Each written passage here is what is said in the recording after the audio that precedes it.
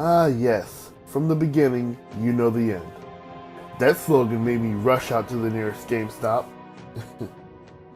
A truly terrible, terrible tagline for what might be considered the biggest spoiler alert in all of video game history.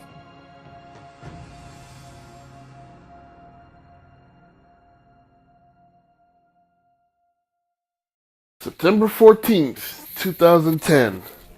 Fall 2010. Fall 2010. Welcome to the next segment of our 15th anniversary celebration. As you can see, I've been away for a while. There are plenty of reasons, but we'll get to that later.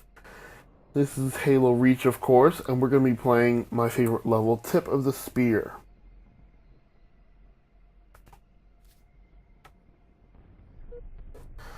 I chose Tip of the Spear for this game. Since it's my favorite, I'll explain why. Halo Reach is obviously a very depressing game. This is about an entire planet that's going to be destroyed and wiped out in only a couple of days. It's like the biggest tragedy in human history, in fake human history, that is. So a lot of it is, saddening, and a lot of it's painful. Humanity, of course, doesn't give up without a fight, but it ends up pretty bad. Reach was the first planet, if I remember correctly, to be surprise attacked by the Covenant. So I chose Tip the Spear because, as with every Halo game, Bungie has to have their action-packed level, their silent cartographer. And I feel that this level accurately captures that feeling.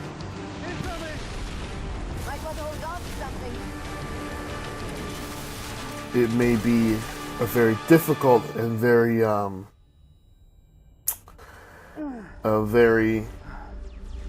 taxing loss of the day, but it's still a pretty great battle. Can you hear me? Six, you all right? I could use some help. On my way. It's hard to call it a day at the beach, but it fits into that mood. Of course, I'm still pissed at Bungie for using that Wilhelm scream back there. They're better than that. To use one of the most hackneyed and overdone sound effects in all of entertainment. We need to get rid of that bad boy, seriously. Anyway, let's talk about the game. Halo Reach was, of course, like I said, other than being one of the saddest things I've ever played, it was also very fun. I remember how freaked out people were when they said there wasn't going to be a battle rifle in it. And honestly, I don't really blame them. All those MLG fans and stuff, they used battle rifles for 6 years. And then when Halo Reach comes out and they've got this single shot DMR thing, everybody's like, what the hell is this? But I kind of like it. It helps pinpoint accuracy better. A lot of times with a battle rifle you can just spray in a small direction, and one of those 3 shots, if not more, will do the damage you need to kill somebody. Oh, and by the way, check out my stellar Warthog driving skills. But anyway, with a designated marksman rifle, you have to perfect that one shot to make sure that the target goes down. And it's really impressive. When I first heard about Reach, of course I was definitely going to check it out, this being the last project that Bungie would make for Halo. But, I was also kind of perturbed at that tagline. Like I said, from the beginning, you know the end. It's almost like it's telling us, you know, what's the point of showing us? We all know how the story's gonna finish. Reach is not gonna make it. The people on this planet are doomed. But they went through with the development anyway, and you know the game turned out really well done.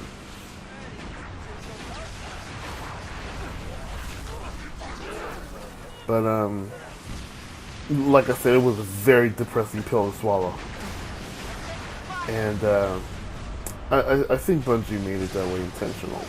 Obviously, like I said, this is such a big, enormous loss in terms of humanity. But I think they also wanted to make us a little sad because it was their last project, and they wanted to make us, I don't know, feel like it was their last project. They wanted us to be sad that they were going to be departing from Halo.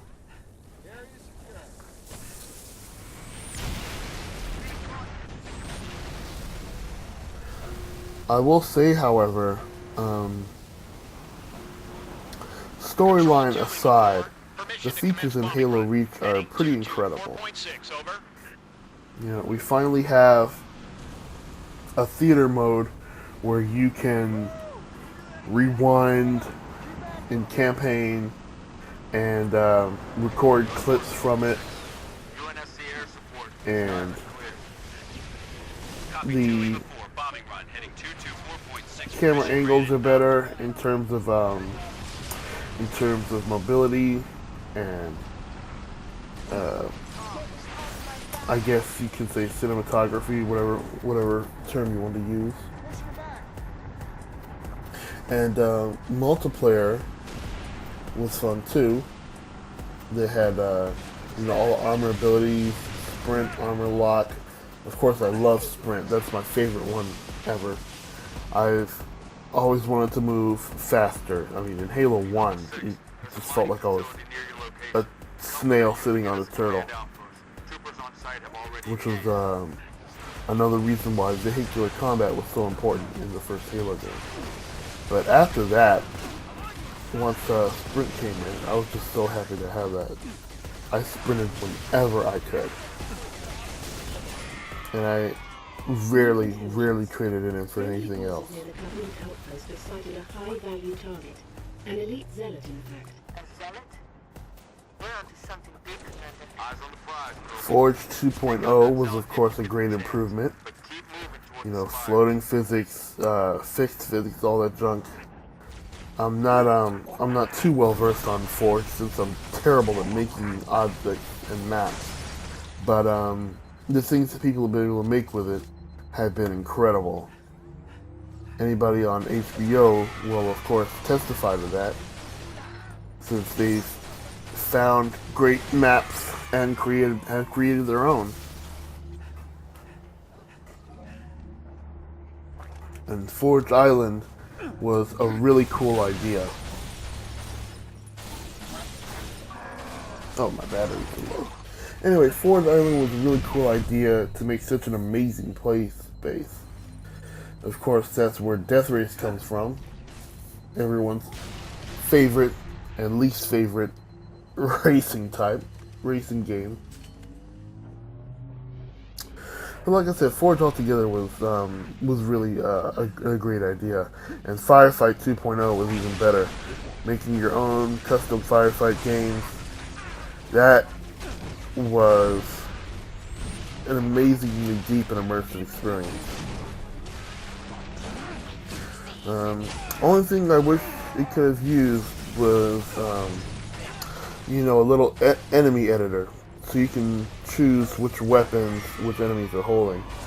In the game itself, you chose a specific enemy type, and they just carry weapons of that specific group. But I think it would have been cool to go a little bit deeper and come up with your own enemy types. Like, I don't know, a grunt with a sniper rifle or something, or maybe an elite with, well, I wouldn't say with a target locator. That would be insane. But different variations like that would be even more enjoyable. Firefight versus, generator defense. Those were all great game types.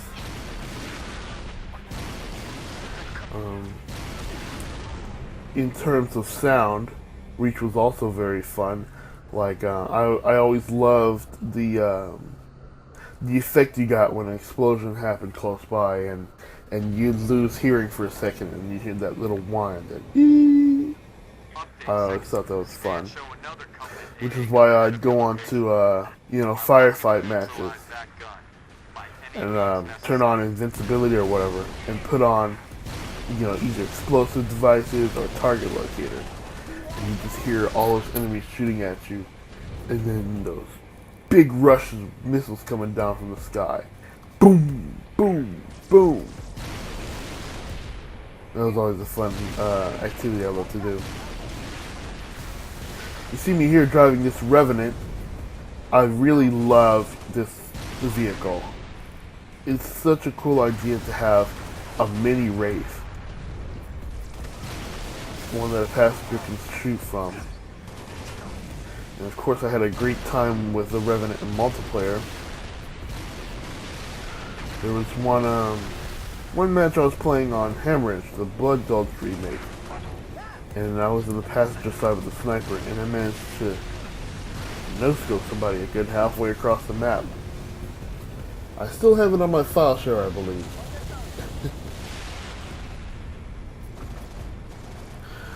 But getting back to the plot of Halo Reach, of course, like I said, everybody knew how it was going to end, but all the journey that happened from point A to point B was still a very emotional one. I remember how jarring Kat's death was when I first saw it. It still kind of tugged at my heartstrings.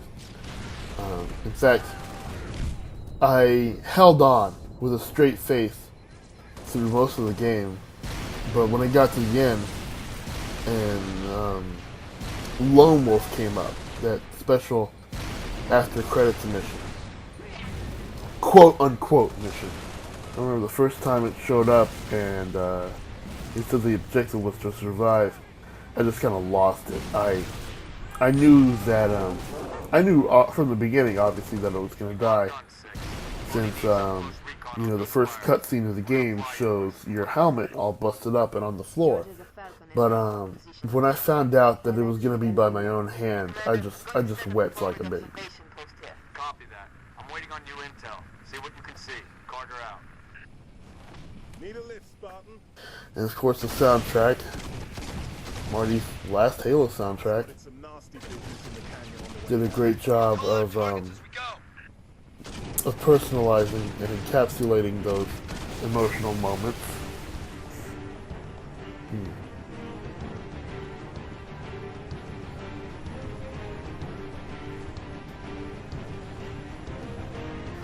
Bringing it all together, this is another reason this is my favorite mission here. The grenade launcher Hornet, I guess you could call it the heavy variant. Only 2 places in the whole game you can use this. This is one of them, and New Alexandria. You can only use that if you have co-op with like 3 players or more. And I always love using this thing. It is so destructive and so much fun.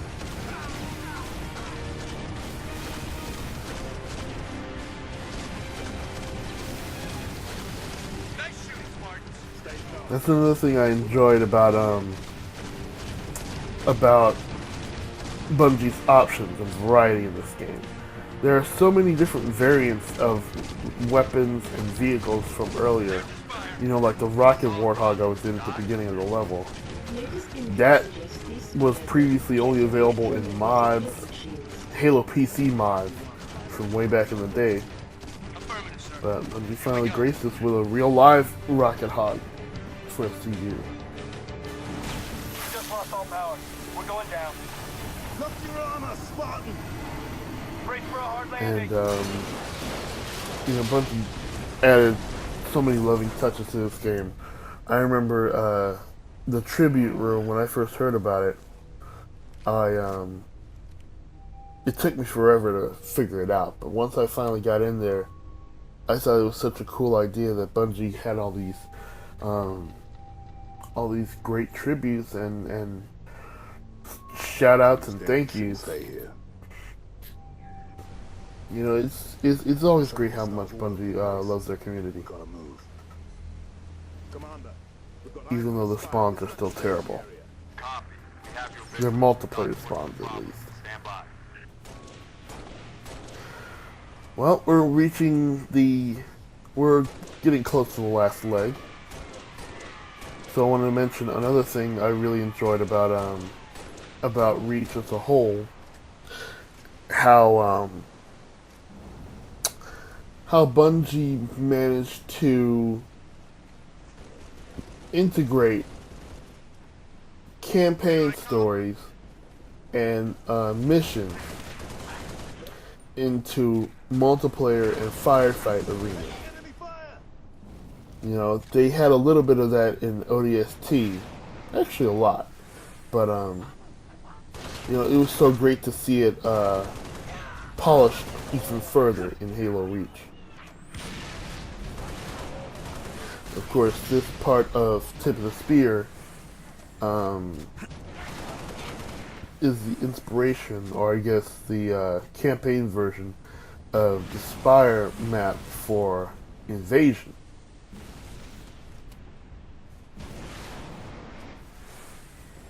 Now, Invasion was a fun game type too. I remember playing that in the beta. And that was a really neat idea. Unfortunately, there weren't that many maps made for Invasion, but it was still fun to play nonetheless. And it was, of course, I'm grateful for the fact that Bungie let us make Invasion game types in Forge. Excuse me.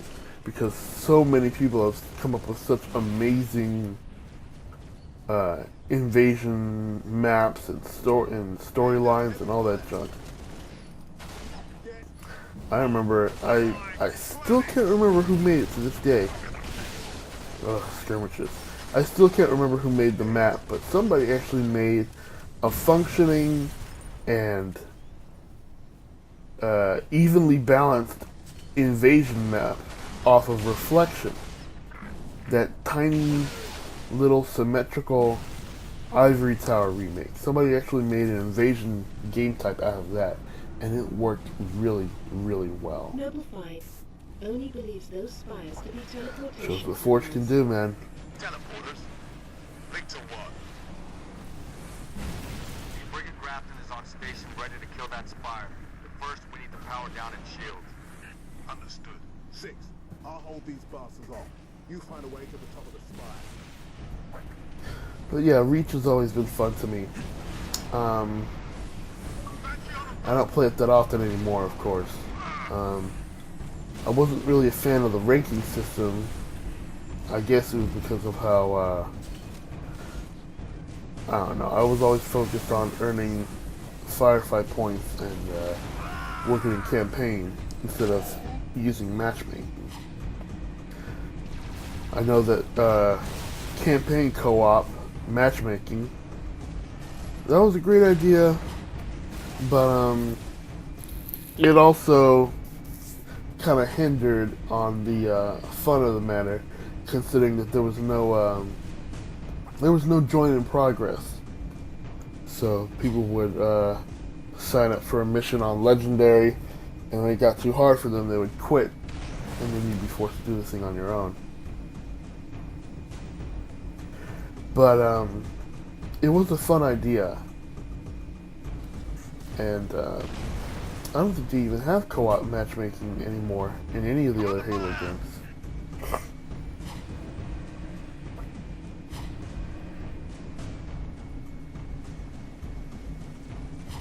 But yeah, the ranking system for me, I'm stuck at Nova, I believe. That's the rank I'm at.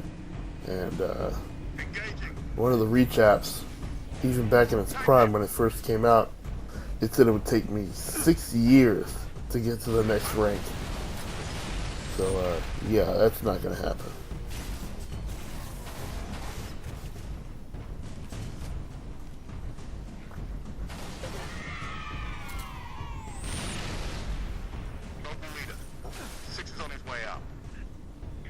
Well, anyway, that's the end of the mission for you. I hope you guys enjoyed the video and enjoyed the mission.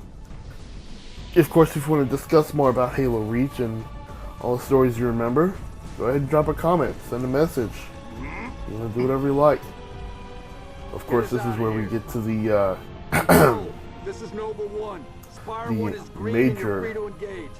Have a nice day. discrepancy Copy here. that, Nova 1. Be advised, all ground units. Frigate 318 Heavy is inbound, and MAC rounds have been authorized. Mac rounds? Oh, that's one thing I Atmosphere? forgot to mention. One way to get their I attention. love that On your your customized feet, Spartan shows up in the cutscene. That was such an amazing feature that they put in there. I love having that.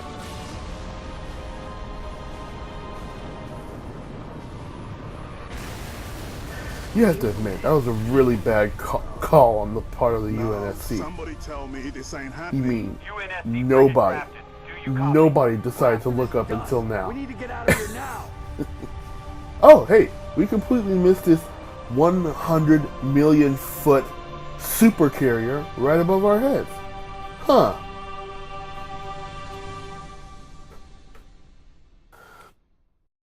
Well, anyway, I'll see you next time when Bungie passes the torch and a simple wake-up call changes everything.